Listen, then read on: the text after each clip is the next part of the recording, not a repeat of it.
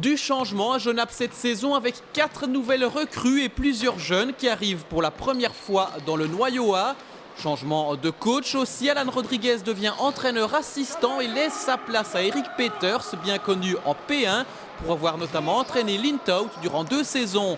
En face, les Runners de Saint-Gilles sont venus pour faire le doublé. Ils avaient battu Lintout justement le week-end dernier. Le match s'annonce serré et le sera effectivement dans les premières minutes de jeu. Les points tombent de part et d'autre, mais ni Genappe ni Saint-Gilles n'arrivent à creuser l'écart. À la fin des 10 premières minutes de jeu, c'est 17-13 pour les joueurs locaux. Début du deuxième quart, c'est toujours pareil. Ici, belle réalisation de Nicolas Frépon, 19-13 pour Genappe. En face, ça joue pas mal non plus et plus ou moins dans le même style. Ensuite, les jaunes vont un peu pêcher en attaque et vont parfois avoir du mal à finir. Mais la défense, elle, tient bon et permet à Genappe de garder un maigre avantage, même si le jeu est encore trop irrégulier. À la pause, le BC mène 33-30.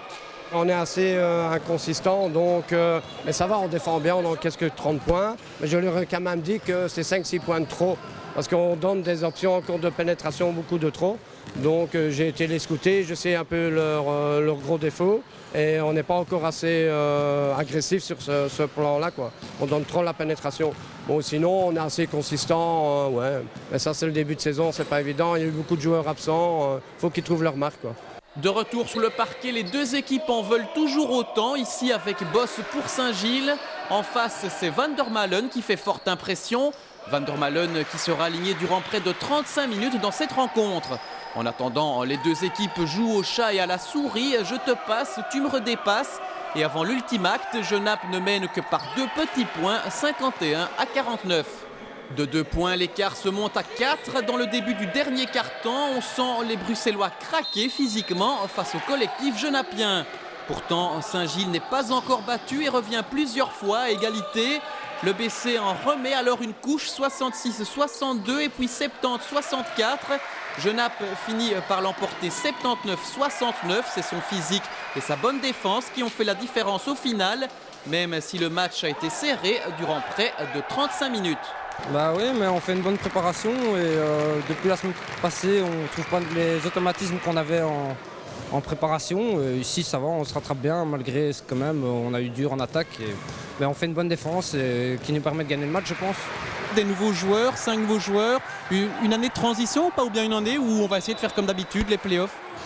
Non, je pense que c'est une année de transition. Maintenant, tout ce qui est bon à prendre est bon à prendre. Si on arrive aux playoffs, je signe à 2 mains. Si on nous dit cette année-ci, les playoffs, je signe. Vraiment. Mais je pense que c'est une année de transition. Si on est en dessous, on est en dessous. Bon, notre objectif n'est pas les playoffs. Si on peut les avoir, tant mieux. Si on les a pas, c'est pas grave. Une année de transition, c'est comme ça. Qu'est-ce qu'il faudra améliorer absolument les semaines à venir pour essayer de gagner le plus possible? La constance dans le jeu, être assez régulier, parce qu'on est en dents de scie, on fait des bonnes choses, on fait des mauvaises choses. C'est ce qui, à l'école européenne, nous a coûté cher. Dans les moments importants, on n'a pas été constant. Si on est constant, on peut faire de très bonnes choses. Surtout qu'il y a un bon groupe, il y a quand même 12 joueurs.